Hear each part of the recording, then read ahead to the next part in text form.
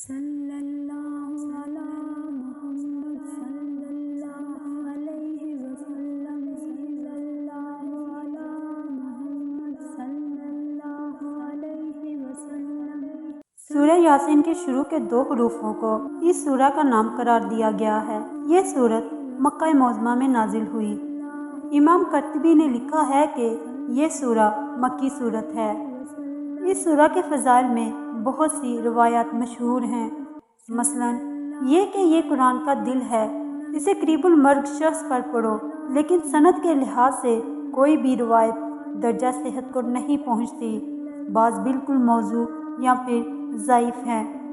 قلب قرآن والی روایت کو شیخ البانی نے موضوع قرار دیا ہے۔ سید قطب شہید رحمۃ اللہ علیہ فرماتے ہیں یہ سورہ مکی ہے، لہٰذا اس کے موضوعات وہی ہیں جو مکی صورتوں کے ہوا کرتے ہیں، اور اس کا اولین مقصد یہ ہے کہ عقیدے کی بنیادیں استوار کی جائیں۔ بالکل شروع ہی سے یہ سورہ وحی کی طبیعت اور رسالت کی صداقت جیسے موضوع چھیڑ دیتی ہے۔ یاسین قسم ہے قرآن یا حکمت کی، بلا شبہ تو رسولوں میں سے ہے، سیدھی راہ پر نازل کرنا خدائے غالب رحیم کا۔ اور پھر یہ سورہ بستی والوں کا قصہ بیان کرتی ہے جب کہ ان کے پاس رسول آئے تھے۔ مقصد یہ ہے کہ وحی اور رسالت کی تکذیب سے ڈرانے اور ان کے انجام کو قرآن کے عام طریقے کے مطابق قصے کے ضمن میں اور اس کے واقعات کے ماتحت بیان کرنے، اور سورہ کے اختتام کے قریب سورہ مضمون کی طرف ازسر نو لوٹتی ہے۔ اور ہم نے پیغمبر کو شعر نہیں سکھایا اور نہ وہ اس کے لیے مناسب ہے، وہ تو ایک نصیحت ہے اور روشن قرآن ہے تاکہ اس کو خبردار کرے جو زندہ ہے اور کافروں پر عذاب کی بات ثابت ہو جائے۔ اس سورہ میں اسلامی دعوت کے 3 بنیادی اصولوں پر ایمان لانے کی دعوت دی گئی ہے، یعنی توحید، رسالت اور قیامت۔ مولانا سید مودودی رحمۃ اللہ علیہ اس سورت کے موضوع مضمون کے بارے میں فرماتے ہیں، اس سورت میں کفار قریش کو نبوت محمدی صلی اللہ علیہ وآلہ وسلم پر ایمان نہ لانے اور ظلم سے اس کا مقابلہ کرنے کے انجام سے ڈرایا گیا ہے۔ اس میں انداز کا پہلو غالب اور نمایاں ہے، مگر بار بار انداز کے ساتھ استدلال سے بھی تفہیم کی گئی ہے۔ استدلال 3 امور پر کیا گیا ہے: نمبر 1 توحید پر اثار کائنات، نمبر 2 آخرت پر اثار کائنات، عقل عام اور انسان کے اپنے وجود سے، نمبر 3 رسالت محمدی صلی اللہ علیہ وآلہ وسلم کی صداقت تو اس بات سے کہ آپ تبلیغ و رسالت میں یہ ساری مشقت محض بے غرضانہ برداشت کر رہے تھے، اور اس امر سے کہ جن باتوں کی طرف آپ صلی اللہ علیہ وآلہ وسلم لوگوں کو دعوت دے رہے تھے وہ سراسر معقول تھیں اور انہیں قبول کرنے میں لوگوں کا اپنا بلا تھا۔ اگر کوئی شخص سورہ یاسین کو بعد نماز فجر 1 مرتبہ پڑھنے کا معمول بنائے تو وہ بہت جلد لوگوں میں ہر دل عزیز ہو جائے گا، اس کے مال میں برکت ہوگی، ہر قسم کی برائی ختم ہو کر طبیعت میں اچھائی کا رجحان پیدا ہوگا، شیاطین اور بلاؤں سے محفوظ رہے گا، بیماریوں سے شفا ملے گی۔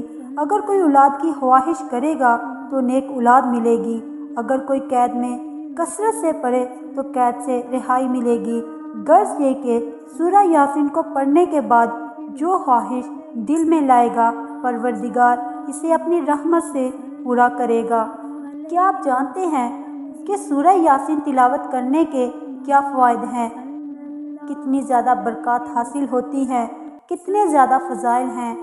آج اس ویڈیو میں آپ لوگوں کو سورہ یاسین کی تلاوت کرنے کے وہ فوائد یا بینیفٹس بیان کرنے جا رہی ہوں جنہیں سن کر آپ حیران ہو جائیں گے کہ اتنی زیادہ برکات، اتنے زیادہ فوائد ہیں، اتنی زیادہ فضیلت ہے سورہ یاسین تلاوت کرنے کی۔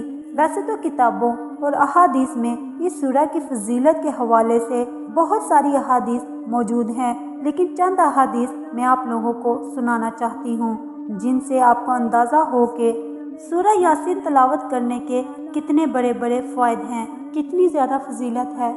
نمبر 1 حضرت عطا بن ابی رباح رضی اللہ عنہ کہتے ہیں کہ مجھے حضور اقدس صلی اللہ علیہ وآلہ وسلم کا یہ ارشاد پہنچا ہے کہ جو شخص سورہ یاسین کو شروع دن میں یعنی فجر کی نماز کے بعد پڑھے، اس کے تمام دن کی حاجات اللہ کے حکم سے پوری ہو جائیں گی۔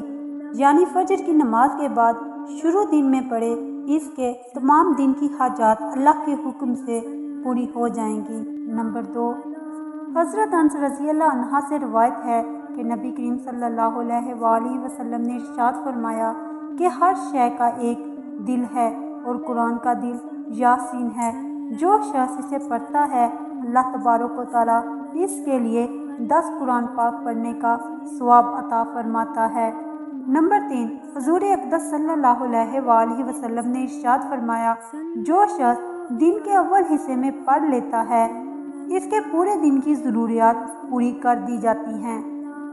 جس شخص کا ہر رات سورہ یاسین پڑھنے کا معمول ہو، جو سورہ یاسین پڑھنے کا معمول بنا لے، پھر وہ شخص اپنے بستر پر مرے، اللہ تبارک و تعالیٰ اس کو شہداء میں شامل فرمائیں گے۔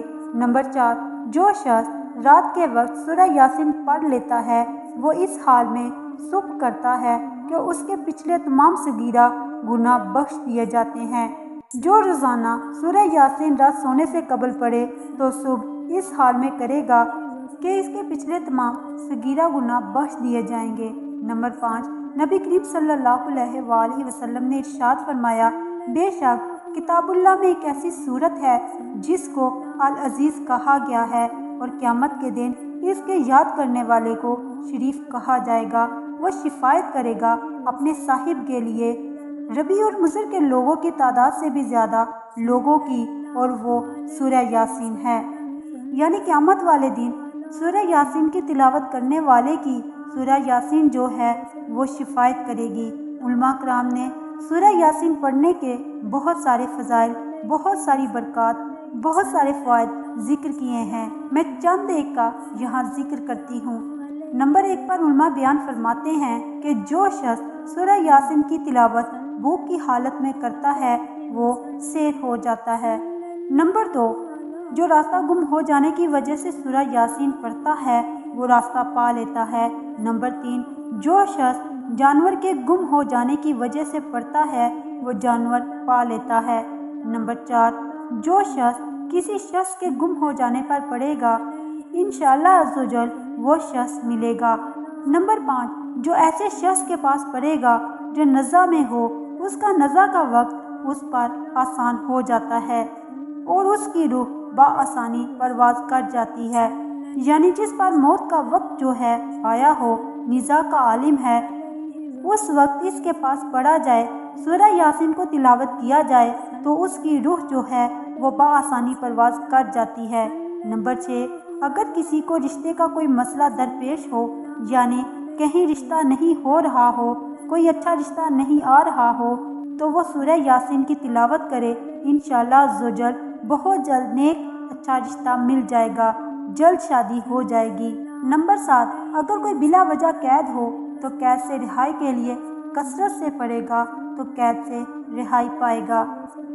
مختصر یہ کہ قرآن مجید کی ہر صورت کے بے شمار فضائل، فضیلت اور خواص ہیں۔ سورہ یاسین کے بھی بے شمار خواص ہیں۔ ہمیں سورہ یاسین کو روزانہ سچے دل سے اللہ تعالیٰ کی عبادت کے لیے تلاوت کرنا چاہیے، اس کے بے شمار فوائد حاصل ہوں گے۔